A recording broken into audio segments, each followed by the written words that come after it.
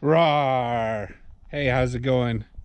I am Yomi Kibagami, and today I'm gonna go geocaching. Also, wanted to do a quick little.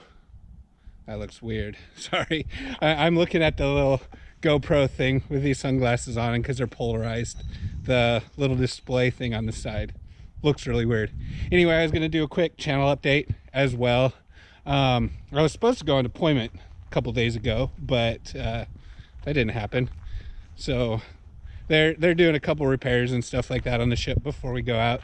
So it might be a week or two, or maybe a little longer before it's done. But yeah, with my channel, mainly have been doing video games and stuff like that on it, but I want to try something different. I got a GoPro. Next year I'm going to be moving, so I thought I would have that to film some of the different locations that I'm gonna, or not different locations, but the location I'm gonna be living in. Gonna be heading over to Japan to live for a couple years. I think that would be really cool. So I got this, planned on doing some snorkeling. I'd like to get into some diving, stuff like that. So I thought maybe about doing some more vlogs and whatnot for the channel, other than just playing video games.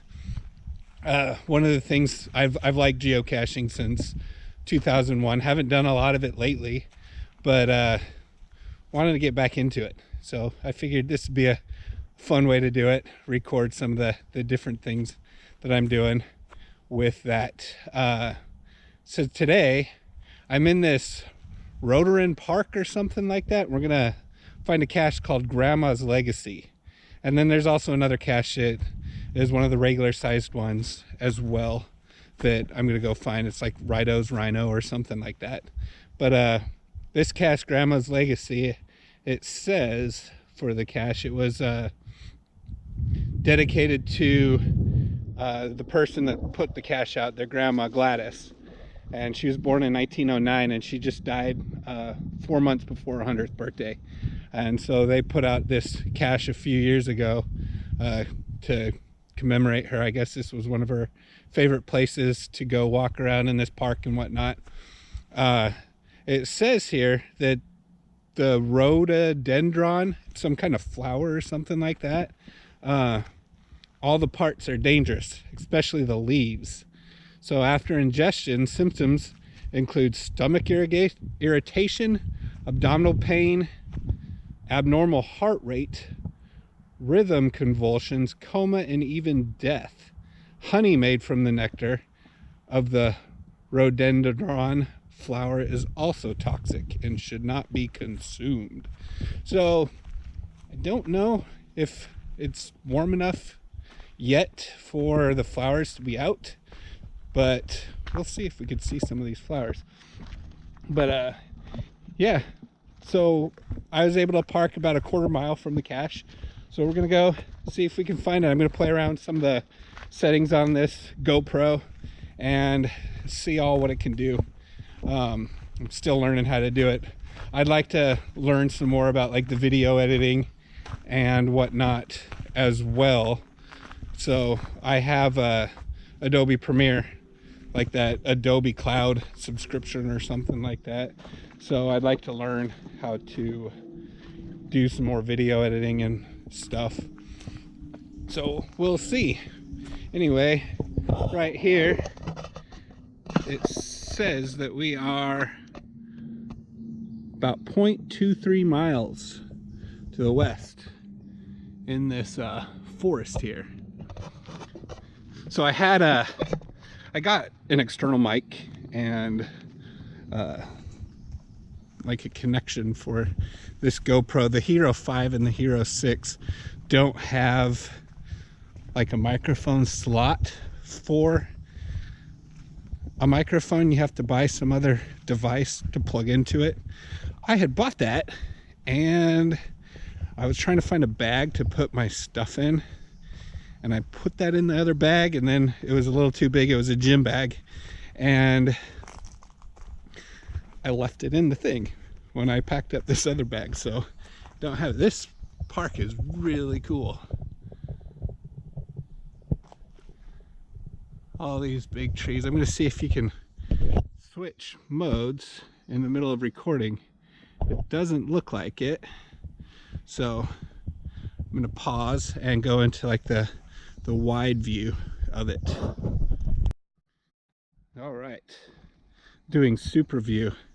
If you look, as it gets closer to the edge, it looks like the trees are bending, but I think that the super view looks really cool when you make it look up in that.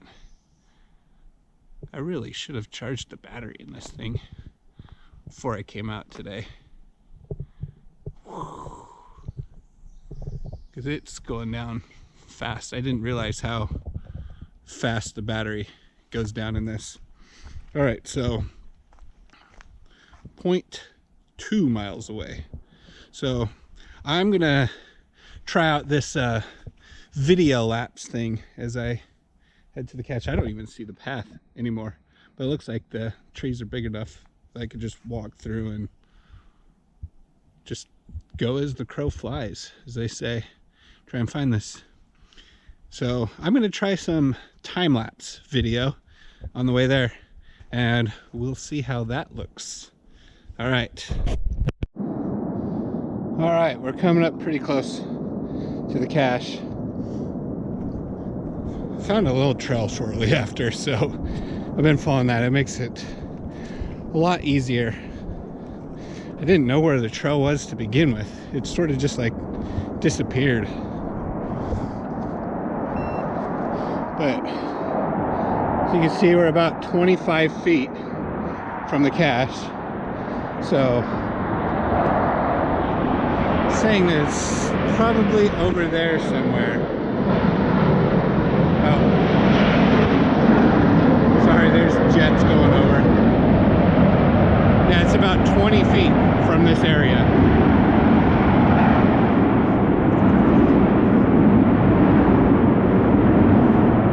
So yeah, that stump that's over there, I think that's probably kind of where it probably is at.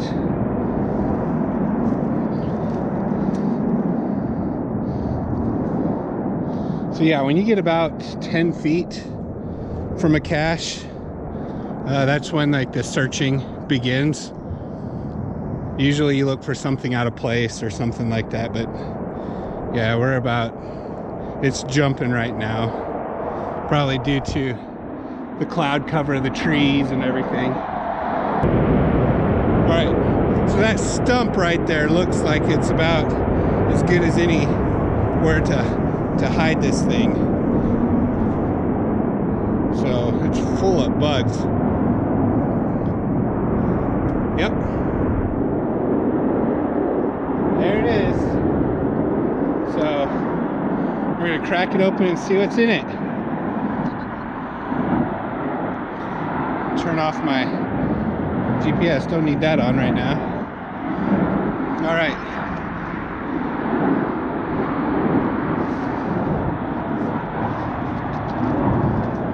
I did. I was like, did I bring a pen? Because sometimes these things don't have pens in them.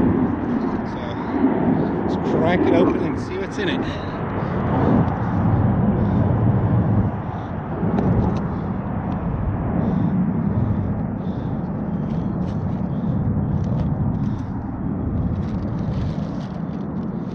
There's a pen, just a few things. Nothing super. I usually don't take things from the caches. I'll usually just sign the logbook. So let's see when the last time this was found. Cute little logbook here. Congrats, you are first to find. Seth Miller. All right. All right. So I'm gonna leave this, the Friend Zone soundtrack in it. This cache is kind of swagged out right now, so look, there's a, oh, this is a fan, little fan.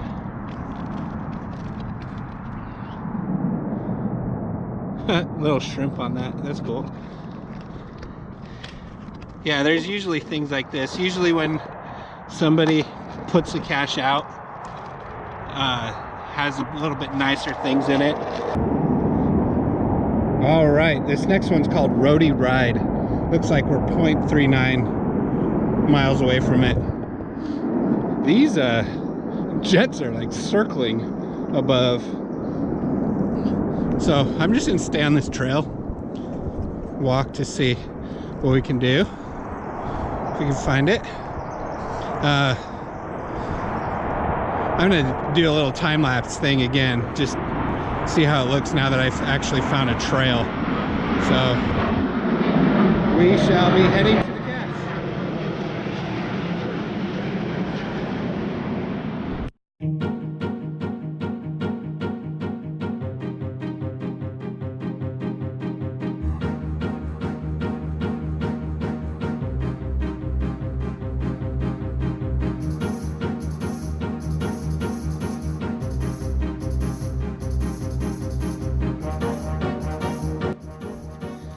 All right, so I was trying out that video lapsing. I did not realize how that worked. I just walked about 0.15 miles, and so maybe like, I don't know, 5 minutes or so, maybe a little less, but it only got like 20 seconds of video. So that was interesting. So I wonder what it looks like. So I'll share it in the thing. But yeah, this park is really cool. I like walking through. It's kind of peaceful. It's a day that there's school going on right now and people are working. I'm on leave, so I pretty much have this whole place to myself. When I pulled in, I think I saw one car, and I think it was somebody that works at the baseball fields. But yeah, there's trails all over this place. It looks like I've passed a couple different trailheads. Tried to show one during the time lapse. I don't know how well that worked out because I stood around it for maybe a minute and it said I only got like 1 second of video. So yeah, we'll see. But anyway, yeah, I thought about doing some geocaching, some vlogs with that. When I moved to Japan, plan on going snorkeling, and one of the high points of having a GoPro is waterproof. Video on that looks really cool underwater and everything. There's so many bugs out here though. I got looking at the island that I'm going to be living on at the caches out there, and there's about like 2,000 or 3,000 on the whole island. So that'd be cool to have some Japanese caches, see what kind of stuff they have in those. Yeah, I remember geocaching back in, I think it was like 2001, 2000 was when geocaching started, and I found it, thought it was really cool. Geocaching, it's a high-tech treasure hunt where you put in the coordinates, and so you put in the coordinates in a GPS. They have apps on the phone that you could do and use your phone as well. I've had this one for years, so I like using the actual Garmin GPSs or like a GPS device other than using your phone. Using the phone though is really good because you can actually log the caches at the cache.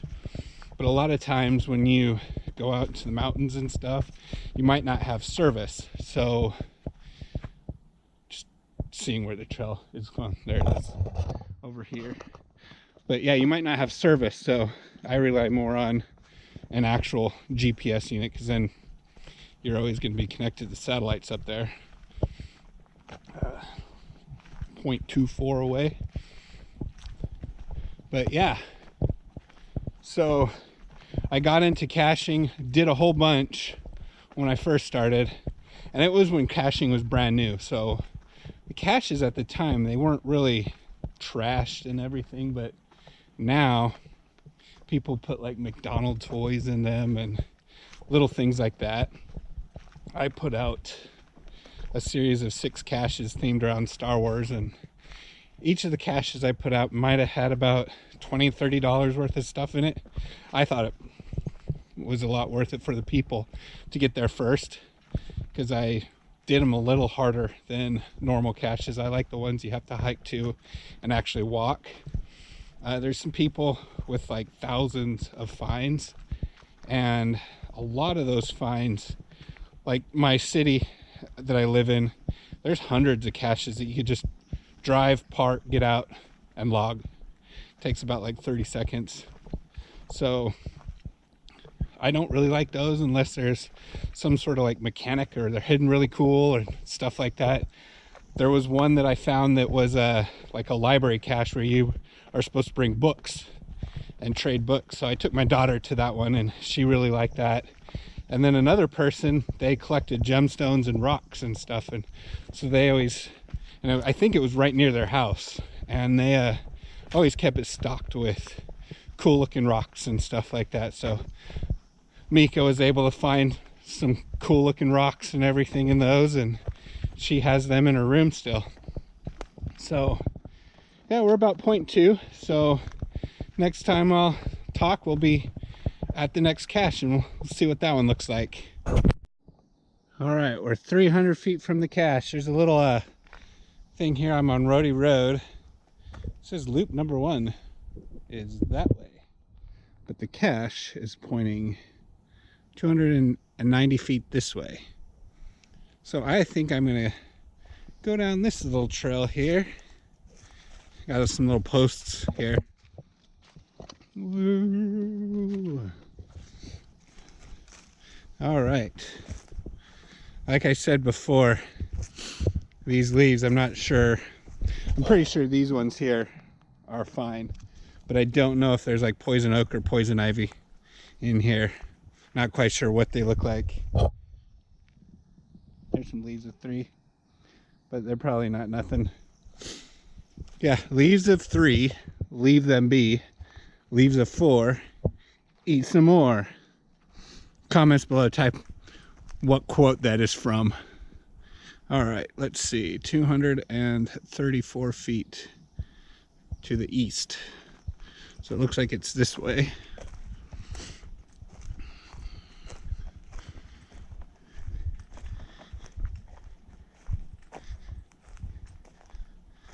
Yeah, whenever you come up on a cache, it's always keeping your eyes peeled and stuff on like what looks out of place, what looks like a good hiding place.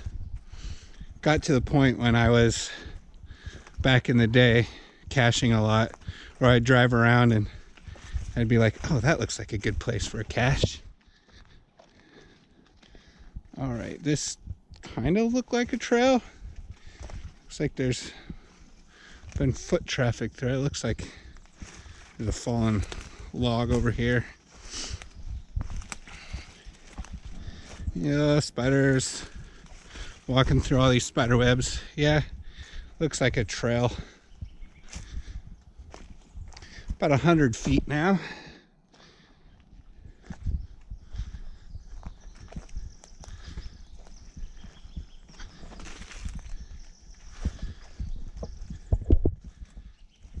All right, this big fallen down tree looks like a good place. 73 feet. So it's probably somewhere in here. There's one of these huge trees tipped over. 60 feet. Low battery. I'm at 5%. So yeah, we're almost out. But yeah, look at this.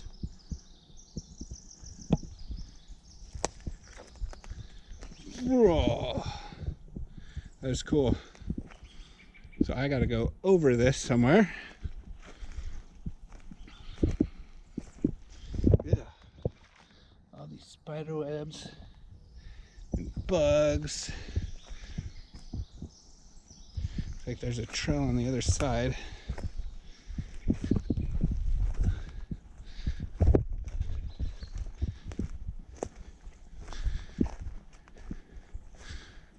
Now it jumped up to 60 feet.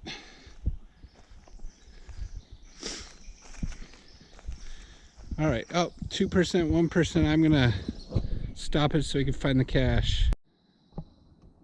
All right, so So this has about 1% left. So if this goes out while I'm recording.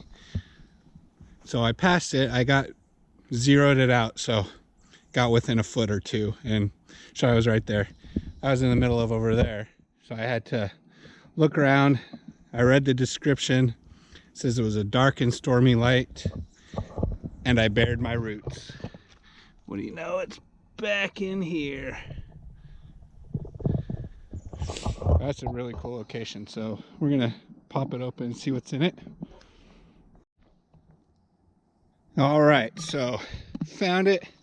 Not too much stuff in here. It's pretty big. I'm gonna put this DVD in there. Diablo 3. It's behind the scenes, so making a Diablo 3. I'm not gonna open it, not gonna watch it, so figured, oh, that'd be a fun thing for a cache. So in this one, I'm just gonna sign the logbook, leave that behind for the next person to find. Really cool location. I want to thank everybody for coming out. Look for some more on my channel.